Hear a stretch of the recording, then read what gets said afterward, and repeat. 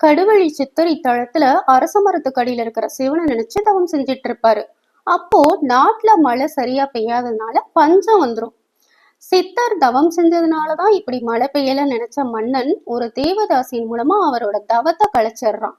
சித்தர் தவம் கழிஞ்சு எழுந்தப்போ மன்னன் சொல்றான், நாட்டுல பஞ்சம் வந்ததுக்கு உங்க தவம் தான் காரணமா இருக்குமோ அப்படின்னு எங்களுக்கு ஒரு சந்தேகம் வந்துச்சு, அதனாலதான் உங்க தவத்தை கலைச்சோம் அப்படின்னு சொல்லுவான்.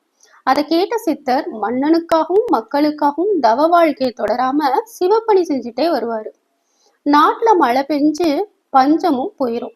அதனால மக்கள் சிவனுக்கு திருவிழா எடுப்பாங்க.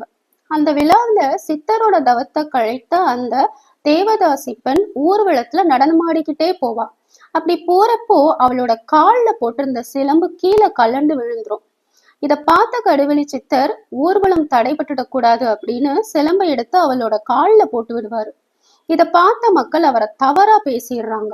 இதனால கோபமடைந்த கடுவெளி சித்தர், இந்த மக்களுக்காகத்தான் நான் இந்த வாழ்க்கை வாழ்றேன் அப்படின்னு சிவனை வேண்டி பதிகம் பாடுவாரு.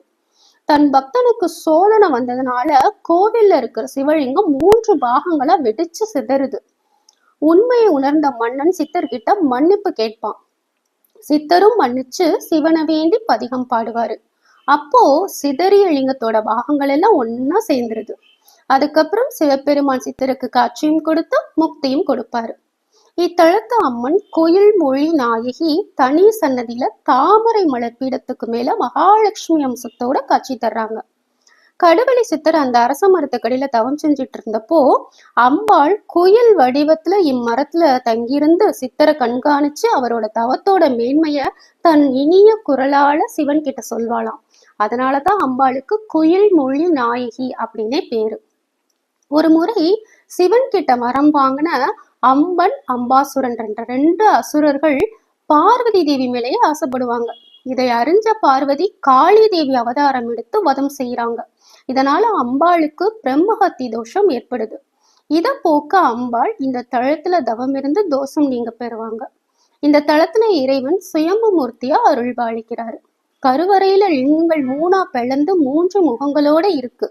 இந்த 3 பாகங்களையும் ஒரு செம்பு பட்டயத்துல கட்டி வச்சு இப்பவும் பூஜை செஞ்சுட்டு வர்றாங்க. இந்த தளத்து நடராஜர் கால கீழே மடக்கியபடி தனி சன்னதியில இருக்காரு. இந்த நடராஜரின் சந்தோஷ கோலம் அப்படின்னு சொல்றாங்க. இங்க நவகிரகங்கள் தங்களோட மனைவியோட இருந்து காட்சி தருது தனத்தோட தனி சிறப்பு. இதுதான் இரும்பை மாகாளத்து மகா காளேஸ்வரர் கோவிலோட ஸ்தல வரலாறு. நாளை மற்றொரு தேவார பாடல் பெற்ற கோவிலோட ஸ்தல வரலாற்றை பத்தி பார்ப்போம். ஓம் நம சிவாய.